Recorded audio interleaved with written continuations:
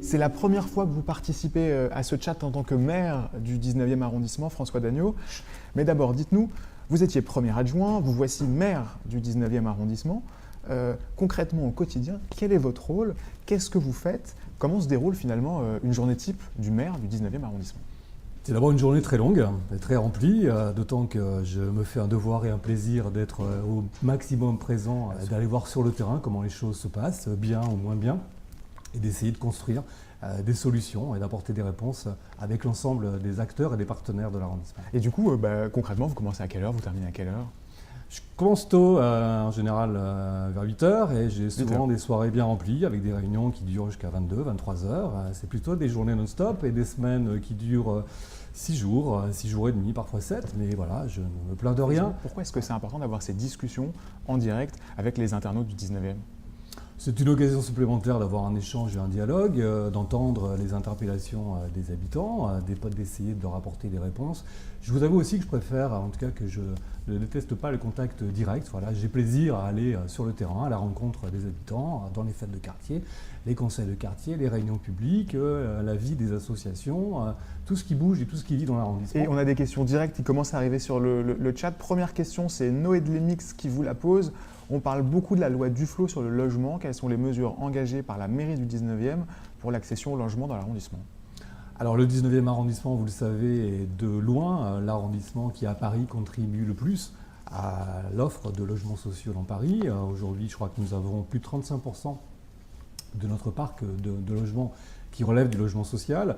Je crois aussi qu'il faut continuer cet effort, mais en veillant à le répartir équitablement sur l'ensemble des arrondissements parisiens. Qu'au-delà de cet effort nécessaire et sans équivalent en France que nous menons à Paris, il faut aussi trouver des moyens que le marché redevienne une solution abordable pour beaucoup de demandeurs de logement, ce qui n'est évidemment pas le cas aujourd'hui. Et je crois qu'un des grands enjeux des années qui viennent, ce sera justement de trouver des façons de peser, de réguler sur le marché pour qu'on puisse aussi trouver à se loger dans de bonnes conditions. Personne ne peut imaginer, en tout cas pas moi, de transformer la ville en HLM géant, ça n'est pas l'objectif. Donc il faut poursuivre l'effort à Paris. Sarah vous salue, elle vous dit bonjour, elle est mère de 3 enfants, elle habite dans un tout petit logement.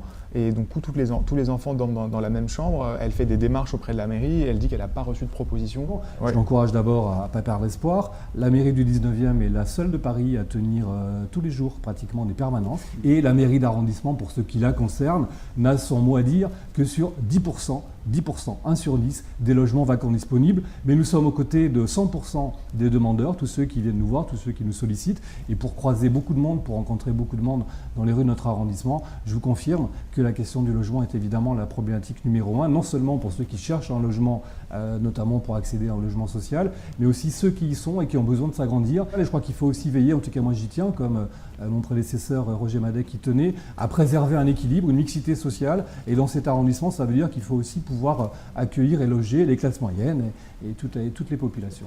Est-ce que ça serait envisageable, vous demande-t-elle, d'organiser des rendez-vous mensuels entre la police d'un côté, les habitants de l'autre, dans le commissariat du 19e? Je participe aux côtés du commissaire Rigon, que je salue, à de nombreuses réunions de quartier. Il vient régulièrement à mes côtés en conseil de quartier. On l'a fait dans le cadre de la zone de sécurité prioritaire qui a été mise en place au mois de février sur le secteur Stalingrad, Bassin-la-Villette, Orgue de Flandre et Jardin des Halles. Alors la présence de services de sécurité visibles sur le secteur Stalingrad s'inscrit dans le déploiement de la zone de sécurité prioritaire qu'avec Roger Madec nous avions obtenu du ministre de l'Intérieur, Manuel Valls. Donc il y a une zone de sécurité prioritaire qui commence place Stalingrad et qui va jusqu'à... Alors, sur le bassin de la Villette, jusqu'à la rue de Crimée, les Orgues de Flandre et le secteur de la rue d'Aubervilliers, passage Goire, rue du département. Donc un secteur, chacun le sait, qui est fortement impacté par la présence du crack et des craqueurs. Et je crois qu'il y a une vraie dynamique qui se met en place. Les habitants ont compris, en tout cas c'est le sentiment que j'ai, que pour la première fois il y avait une vraie démarche qui était engagée avec des vrais moyens. Et c'est aussi un travail de longue haleine, mais je suis convaincu, en tout cas j'y consacre beaucoup de mon temps et beaucoup de mon énergie, que ça apportera ses fruits. Et Dominique qui vous demande, il est très difficile d'obtenir une place en crèche, le nombre de places dans le 19e va-t-il augmenter pour nos enfants ? Alors franchement, on a beaucoup progressé. C'est un des engagements forts de cette municipalité, à Paris et notamment dans le 19e arrondissement. Et je salue l'engagement historique de Roger Madec et de ma première adjointe Alima Gemni qui porte dans l'équipe municipale à mes côtés cette priorité. En 10 ans, on aura doublé le taux de satisfaction des demandes de place en crèche et nous terminerons la mandature avec un taux de satisfaction de 80%. Il y a évidemment toujours quelques situations qu'il est difficile de solutionner, notamment pour des enfants qui souhaitent rentrer en cours d'année, puisque c'est comme à l'école, les crèches, les places se libèrent en septembre à la rentrée. Quel avantage pour les enfants, vous demande Naomi, l'aménagement du rythme éducatif, à part devoir se lever le mercredi matin? Alors, j'ai tenu avec Nicolas Nordman à ce que dans ce grand débat, nous soyons, nous, les garants de la volonté et du droit, d'ailleurs, des parents. Donc, nous avons organisé 2 fois 5 réunions publiques dans chacun des quartiers de l'arrondissement et on a pu avoir des échanges tout à fait intéressants. Mon sentiment, c'est qu'au-delà de la nécessité dont chacun convient, de trouver une organisation de la semaine d'école qui respecte mieux les rythmes d'apprentissage des enfants, et chacun sait que la semaine de 4 jours a été une catastrophe, en tout cas un insuccès, chacun en convient, les enseignants, les premiers, les parents le savent bien. Je crois que ce qui se joue dans ces 2 fois 1h30 de périscolaire qui auront lieu donc le mardi et le vendredi de 15h à 16h30, eh bien, c'est de permettre aux enfants d'abord des temps de détente, mais surtout des temps qui permettent d'accéder à ce que j'appellerais une forme de culture générale. Et on sait aujourd'hui que dans nos écoles, on a beaucoup de gamins qui trouvent cet accès à la culture générale dans leur environnement familial, dans leur environnement social, et qui se débrouilleront toujours très bien tout seuls. Il y a tous les autres qui grandissent parfois dans des environnements où on ne parle pas forcément français à la maison, qui n'ont pas le même environnement social et familial et culturel. Et donc pour eux, c'est un élément important, c'est une chance supplémentaire. Et n'oublions jamais que dès la 6e, cet accès à la culture générale est un élément discriminant dans la réussite ou l'insuccès de nos élèves. Sur les questions de propreté, Georges vous demande si il dit qu'il trouve le quartier très agréable, mais il cherche des solutions par rapport aux déjections canines. Et du côté de Jean-Pierre, qui lui habite rue Riquet, il s'agace des détritus qui jonchent les trottoirs et les caniveaux, notamment le week-end. Alors, on sera d'accord pour considérer qu'il ne tombe pas du ciel. Il ne tombe pas du ciel, c'est une question que vous connaissez bien, parce que vous étiez vous-même adjoint chargé. J'ai beaucoup travaillé sur ce sujet, je me suis passionné d'ailleurs. On a beaucoup progressé. Je crois qu'il faut savoir quand même que dans cet arrondissement, et avec Roger Madec, j'y ai un peu contribué. On n'a jamais eu tant de moyens humains pour assurer la propreté de nos rues. C'est vrai que ce n'est pas toujours propre en permanence, ce n'est pas toujours partout.